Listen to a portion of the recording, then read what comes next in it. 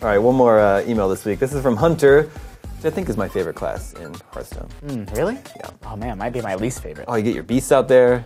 I don't like that beast synergy. They're all boosting each other. Yeah, beast synergy. Hunter says... synergy.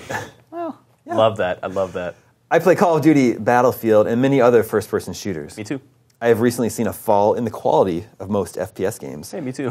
Do you guys believe that the reign of the first-person shooter is ending? No. No, definitely not. In no way. No. So you agreed with them, and you agreed with them. Coming but then, to an end? Yeah, the reign of it, like if it's going to be on top. Yeah, I think if I think about what people are announcing and what people are super hyped about, you have stuff like The Witcher, you have Skyrim was the best-selling game of last generation, or certainly up there. Look at stuff like GTA.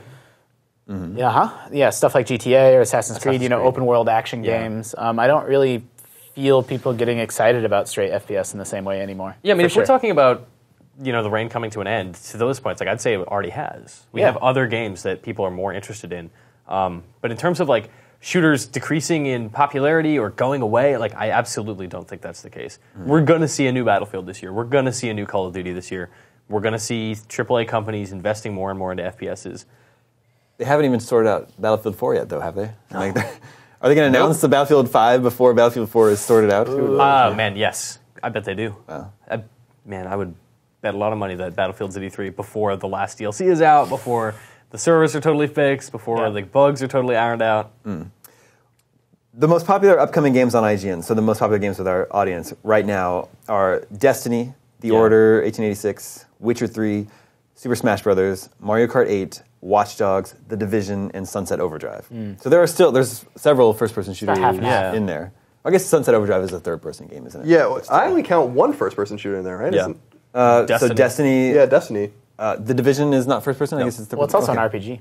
Yeah, it's true. Okay, yeah. So there is only one. Yeah. Well, but I half count Sunset Overdrive and I half count The Order. I was counting them as shooters, but I guess it's different. At the point you start separating them because of their perspective, it's semantics at that point. I think that the argument about if shooters, first-person shooters, they're not kind of ignore, like we're in this kind of bubble where we hear a lot of shit talk about Call of Duty or Battlefield, but these games are massively popular and people really are excited about them. What I lament more is the untimely death of the more niche shooter. For example? Like, I'm a huge, well-known Resistance fan. Like, I love Resistance, and I think that, like, that was a really unique, kind of cool story, really gritty, dark. I like that, but I love Singularity by Raven. Now, Raven only does Call of Duty maps now, but like we don't get those kinds of mid-tier shooters anymore that I think have the leverage to tell unique stories or have unique mechanics, whether in Resistance it was all the unique weapons, or which was really a product of Ratchet and Clank. Stuff like Fear. Yeah, Fear. I loved Fear. I loved Fear 2, and I loved Fear 3. Like, I thought that game was a lot of fun.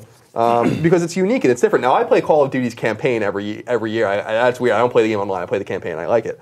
So I just like playing shooters. So yeah, are there more different kinds of games now? I suppose, but I don't think shooters are going anywhere. Let's remember that the best-selling, we were talking about PS4 sales, 7 million. The best-selling game on PS4 is a first-person shooter, Killzone. So it's not like Well, the best first-person shooter selling on PS4 is probably Call of Duty. No, not on PS4. Really? No, definitely not. That surprises me. Killzone's attach rate on PS4 is like 1 in 3. That's a product of the game being it's the same thing that happened with Fall Man with PS3, right? Like that game sold like crazy because it was just a shooter, a unique proprietary, exclusive shooter on the console. Same with Perfect Dark Zero and Xbox 360. Exactly. So yeah, Call of Duty. Apparently, I don't know the exact numbers, but apparently the next gen Call of Duty games have not sold like that well. I mean, the install base just isn't there install yet. base. Everyone bought it on 360. And this fall, that will change. Yeah. But Shadowfall's at like almost 2.5 million units sold. So people are buying these games. And there's other games to be played, Assassin's Creed or Knack if you have children or whatever you want to play. So I wouldn't put the tombstone or the chisel to the tombstone quite yet. But I hope that we see these more mid-tier shooters come back because that's where the interesting stories are told. You speak of mid-level shooters. You excited for Wolfenstein? Yeah, I am. I actually requested that review because I am excited for Wolfenstein. Again, that's the Raven touchstone with Return to Castle Wolfenstein. And I like that series, and I think this game sounds and looks really cool. Yeah. I know some people are down on it, but I think it sounds awesome. I love playing shooters. I'll play almost every shooter that comes to console because I enjoy them. Also was excited to hear Metro and Metro Last Light are coming to PS4 and Xbox One as a collection. I wasn't crazy about Last Light, but those are again unique shooters that we don't see very much of anymore. Call of Juarez. Yeah, I guess. Oh yeah, Gunslinger. That Gunslinger was good. I enjoyed the that. downloadable one that came. Yeah, that was the one. That was Gunslinger. Very arcadey. Yeah. That was cool. That was fun. Yeah. Yeah, I mean, I guess maybe there's a built-in. There's like this foundation of people that buy Call of Duty every year, and maybe will dip their toes into Battlefield or whatever, and then that's kind of just what they play, right? Like they're not excited for Witcher or Skyrim or whatever. Like they're just FPS dudes and ladies, and they buy those games every year, and they're kind of invisible in the sense that they're like the millions invisible that are just going to buy it every year, no matter what, until the quality dips it, whatever, they'll get sick of it at some point. But same people, like FIFA sells like 15 million copies every year. Like FIFA's also getting better every year. Sure, yeah, but it's like that core group of people who are like maybe they're not even reading about games, they're not super vocal, they just buy it. Sure. Yeah, we all know those people, right? Like I know like my cousin. Yeah. My cousin Jan, who's on my PSN list, like he's on there all the time playing NHL, Madden, FIFA, Call of Duty. Yep. Every single time. I've never seen him play anything else. And I talk to him. I see my holidays where I'm like, why don't you play, X, Y, Z? He's like, I'm in my clan. And like, or in college, like I knew guys that would play on Xbox when Xbox 360 came out. We would all play FIFA religiously, like that, and they didn't care about anything else.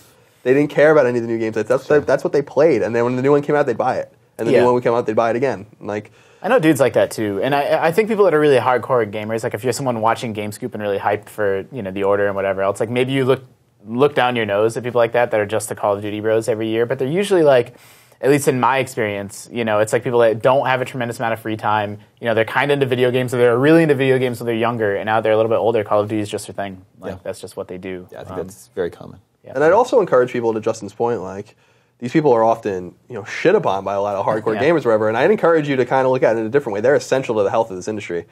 Seriously. And they buy hardware and they buy games. Yeah, those are the people buying 7 million PS4s. Yeah, those are the people buying Grand Theft Auto. Those are the people buying these tens of millions of units of the Call of Duty franchise. They're essential cogs to the wheel, and allow the creation, at least typically, of maybe higher risk games. Without Call of Duty, there would have been no Singularity because Activision wouldn't have had any money. It's the same thing with Skylanders. It allows them to take risks. Then now Activision's not prone to take many risks these days. But it spread it around a little bit for the success. For every massive game that is successful, we get an experiment that those finances allow for. So I look at it as a positive, personally. Plus, sure. I like Call of Duty. Yeah. I think that's all the scoops we have for you this week. Viewers and listeners, make sure you tune in for GameScoop 300 live next Friday, April 25th, 11 a.m. Pacific, here on IGN. It's going to be a lot of fun. Thank you, Justin. Thank you, Mitch. Thank you, Colin. Thank you. My name is Damon. This is IGN Game Scoop, and we're out.